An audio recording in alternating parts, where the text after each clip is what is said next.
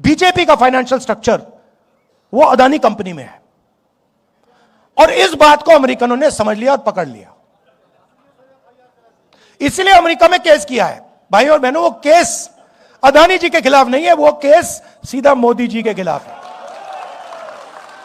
और वो केस मोदी जी को मैसेज है कि अगर आपने हमारी बात नहीं सुनी तो हम आपका पूरा का पूरा फाइनेंशियल सिस्टम खोल देंगे, हिंदुस्तान को दिखा देंगे। तो अब नरेंद्र मोदी जी हिंदुस्तान के प्रधानमंत्री नहीं रहे हैं, वो अब अमेरिका का काम कर रहे हैं। कल मैं पार्लियामेंट में मैंने मतलब एप्स्टीन शब्द बोला और स्पीकर साहब ने कहा नहीं नहीं नहीं नहीं नहीं नहीं नहीं नहीं।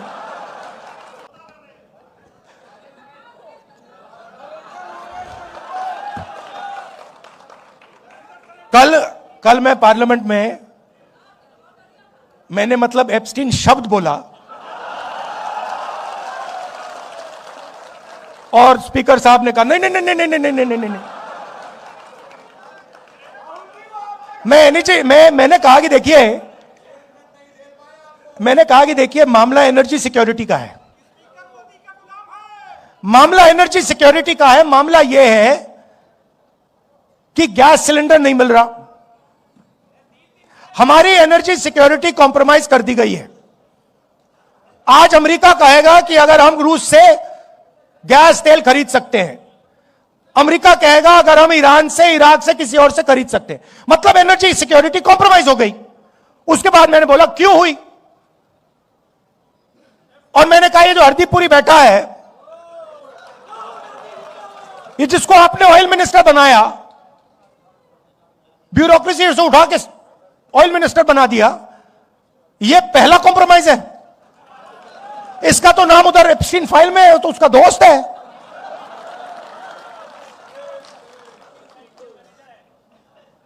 इसकी बेटी के कंपनी में जॉर्ज सोरोस का पैसा गया है। तो जैसे ही मैंने कॉम्प्रोमाइज शब्द का प्रयोग किया, स्पीकर कहते नहीं भैया नहीं, कॉम्प्रोमाइज सब नहीं बोल सकते।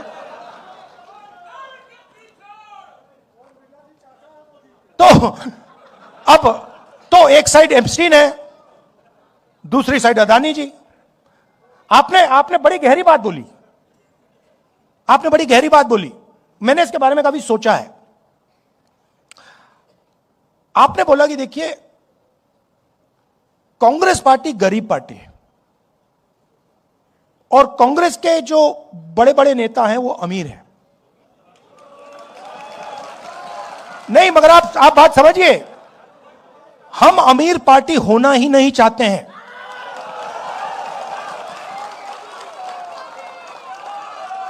ये कांग्रेस पार्टी का डिजाइन गांधी जी के टाइम से यही है भैया। ये जिस दिन अमीर पार्टी बन जाएगी उस दिन वो बीजेपी बन जाएगी। हमें गरीब पार्टी चाहिए। मैं इस बात को इलेक्शन में समझा। इलेक्शन में माखन जी मेरे पास आए, कहते राहुल जी हमारे सारे के सारे बैंक अकाउंट फ्रीज कर दिए। मैंने सोचा भाई अब तो फंस गए, चुनाव आ रहा है, सारे के सारे बैंक अकाउंट फ्रीज हो गए, अब क्या करेंगे। कांग्रेस पार्टी में कोई रुकावट नहीं आई, वो चलती गई, कोई फर्क नहीं पड़ा। देखिए ये है विचारधारा की पार्टी और इसको ये बीजेपी वाले नहीं हरा सकते हैं, सवाल नहीं उठता। अगर ये अपनी पटरी पे चलेगी, अगर ये गांधी जी की पटरी पे चलेगी, अंबेडकर जी की पटरी पे चलेगी, इसको कोई नहीं हरा सकता। ज्योतिबाई फुले की पटरी पे किसको कोई नहीं हरा सकता। अगर कमी है तो हम में है, यह सबसे पहले समझना होगा। और अब हमने मन बना लिया है, कांग्रेस पार्टी ने मन बना लिया है कि जाति जनगणना होगा और दलितों को, पिछड़ों को, आदिवासियों को, अति पिछड़ों को, माइनॉरिटीज को हिंदुस्तान के पावर स्ट्रक्चर में जगह मिलेगी। और ये कुछ भी कह दे, कुछ भी कर दे, मैं इस बात को छोड़ने वाला नहीं हूं। और अब मामला बड़ा आसान हो गया है। मामला क्यों आसान हुआ? क्योंकि उनका जो आदमी है वो कॉम्प्रोमाइज है, उसको पकड़ लिया हमने। अभी आपको पता नहीं लग रहा मगर हमने उसको पकड़ लिया है। नहीं, वो पकड़ लिया है। मैं आपको बता रहा हूं, मैं आपको स्टेज से कह रहा हूं, साइकोलॉजिकली नरेंद्र मोदी खत्म है।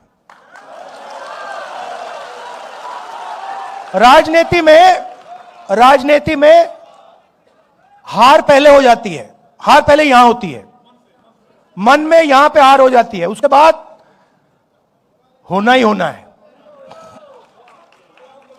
और आप ये सोच समझिए कि कांग्रेस पार्टी के जो कार्यकर्ता हैं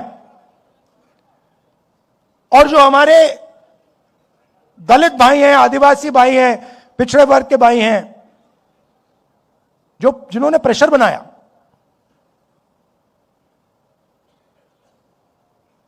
उन्होंने नरेंद्र मोदी को खत्म किया है। और मैं आपको बता देता हूं, देखिए,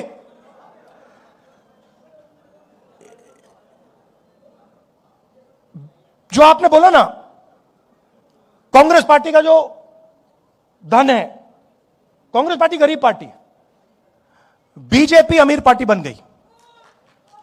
और उसने क्या किया? बीजेपी ने, नरेंद्र मोदी ने अपना पूरा का पूरा धन अदानी को नहीं दिया। नहीं, ये वो है मोदी का, वो है बीजेपी का, अदानी का नहीं। वो सिस्टम पूरा बीजेपी का सिस्टम है। वो अदानी कंपनी नॉर्मल कंपनी नहीं है, वो ऐसे है, यूं है। और पूरा का पूरा जो स्ट्रक्चर है, फाइनेंशियल स्ट्रक्चर है, बीजेपी का फाइनेंशियल स्ट्रक्चर, वो अदानी कंपनी में है। और इस बात को अमेरिकनों ने समझ लिया और पकड़ लिया। इसलिए अमेरिका में केस किया है। भाई और बहनों, वो केस अदानी जी के खिलाफ नहीं है, वो केस सीधा मोदी जी के खिलाफ है। और वो केस मोदी जी को मैसेज है कि अगर आपने हमारी बात नहीं सुनी तो हम आपका पूरा का पूरा फाइनेंशियल सिस्टम खोल देंगे, हिंदुस्तान को दिखा देंगे। तो अब नरेंद्र मोदी जी हिंदुस्तान के प्रधानमंत्री नहीं रहे हैं, वो अब अमेरिका का काम कर रहे हैं। और जब मैं ये बात पार्लियामेंट में कहने जा रहा था, नरेंद्र मोदी भाग के निकल गए। आंख में आंख नहीं मिला सकते।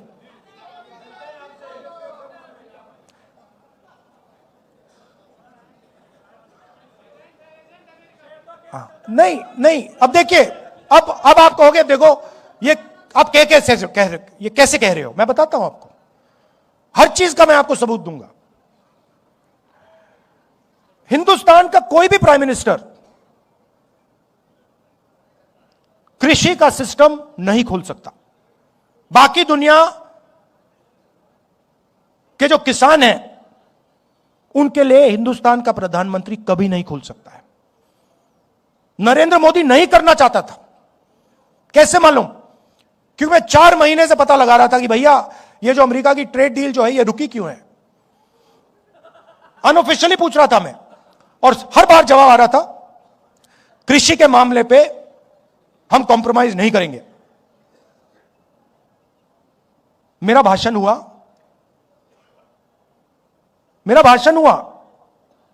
1 घंटा रोका, फिर शुरू हुआ, फिर रोका, फिर शुरू हुआ, फिर रोका, फिर शुरू हुआ। उसके बाद में तकरीबन 6 बजे शाम को जैसे ही प्रधानमंत्री पार्लियामेंट से भाग के गए, उसके एकदम बाद प्रधानमंत्री ने ट्रंप को फोन किया। कैबिनेट से नहीं पूछा, ये हमारे कृषि मंत्री हैं, इनसे नहीं पूछा, गडकरी जी से नहीं पूछा, फॉरेन मिनिस्टर से नहीं पूछा, सीधा फोन लगाया और ट्रंप को कह दिया कि भैया मामला फिट है, डील साइन कर दूंगा। और ट्रंप ने ट्वीट कर दिया, जो काम 4 महीने के लिए रुका हुआ था, जो कॉम्प्रोमाइज आपने 4 महीने नहीं किया, वो आपने 15 मिनट में क्यों कर दिया? एप्स्टीन और अदानी और भी चीजें हैं जो मैं जानता हूं, मगर ये दो हैं, ये दो मेन चीजें, और फिर 2-3 और चीजें हैं। क्या दिया नरेंद्र मोदी ने? हिंदुस्तान का पूरा डेटा पकड़ा दिया। अगर अमेरिका को चाइना से मुकाबला करना है, चाइना के पास दुनिया का सबसे बड़ा डेटा का पैकेज है, नंबर 2 पे हिंदुस्तान का है। हिंदुस्तान के डेटा के बिना अमेरिका चाइना के सामने खड़ा नहीं हो सकता, सीधी बात है। नरेंद्र मोदी ने आप सबका डेटा, हिंदुस्तान की जनता का डेटा सारा का सारा अमेरिका को दे दिया। हमारा डेटा अमेरिका कहीं भी रख सकता है, अमेरिका में रखना चाहता है अमेरिका में रख सकता है। 20 साल का टैक्स हॉलिडे दिया उनको, और हम अपने ही डेटा को चेक नहीं कर सकते। हम उनसे नहीं कह सकते भैया इस डेटा का ऐसे प्रयोग नहीं करोगे। गया, मानो सऊदी अरेबिया ने या रूस ने अपना पूरा का पूरा तेल अमेरिका को दे दिया। यह नरेंद्र मोदी ने किया। दूसरी बात, नरेंद्र मोदी जी ने कहा कि हर साल 9 लाख करोड़ रुपए का माल हम अमेरिका से खरीदेंगे। 9 लाख करोड़ रुपए का माल हम अमेरिका से खरीदेंगे। मैं आपसे पूछना चाहता हूं, अगर 9 लाख करोड़ रुपए का माल हम अमेरिका से खरीदेंगे तो हमारे बिजनेस क्या करेंगे? हमारे स्मॉल मीडियम बिजनेस क्या करेंगे? तो डेटा दिया, वायदा किया कि 9 लाख करोड़ रुपए का माल खरीदेंगे। कपास, सोया, फल, बादाम, अखरोट, दाल। अब अमेरिका के जो किसान हैं वो अपना यहां बेचेंगे। अमेरिका के खेत बड़े बड़े 500 एकड़ 1000 एकड़ की पूरी मैकेनाइज्ड। हमारे खेत 5 एकड़ 2 एकड़ 3 एकड़, यहां पे कोई मैकेनाइजेशन नहीं, सारा का सारा माल उनका अंदर आ जाएगा, खत्म कर देगा।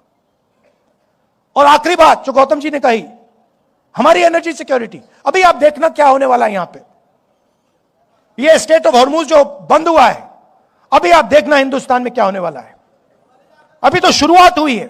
क्यों? क्योंकि नरेंद्र मोदी ने हिंदुस्तान की एनर्जी सिक्योरिटी अमेरिका को दे दी। अमेरिका को कह दिया कि भैया आप बताओ हमें कि हम कहां से तेल खरीदें, कहां से गैस खरीदें। आप चाहते हो कि रूस से ना खरीदें, नहीं खरीदेंगे। चाहते हो ईरान से ना खरीदें, नहीं खरीदेंगे। चाहते हो इराक से ना खरीदें, हम नहीं खरीदेंगे। आप बोलो। ये चीजें नरेंद्र मोदी ने दी। लिया क्या? कुछ नहीं। हमारा जितना पहले टैक्स था उससे ज्यादा हो गया। हिंदुस्तान को यूएस डील से कुछ नहीं मिला, जीरो। अमेरिका को सब कुछ दे दिया। क्यों? क्योंकि नरेंद्र मोदी एप्स्टीन के कारण, अदानी के कारण, अपने फाइनेंशियल स्ट्रक्चर के कारण कॉम्प्रोमाइज्ड हो गए हैं। नरेंद्र सरेंडर हो गया है। अब हमारे सामने बहुत बड़ा मौका है कि हम अब हिंदुस्तान को बदलने की राजनीति करें। सिर्फ इलेक्शन जीतने वाले नहीं, मगर हिंदुस्तान की जो गरीब जनता है, जो दलित हैं, आदिवासी हैं, पिछड़ा वर्ग है, माइनॉरिटी है, गरीब जनरल कास्ट के लोग हैं, उनको हिंदुस्तान में के पावर स्ट्रक्चर में शामिल करने की राजनीति।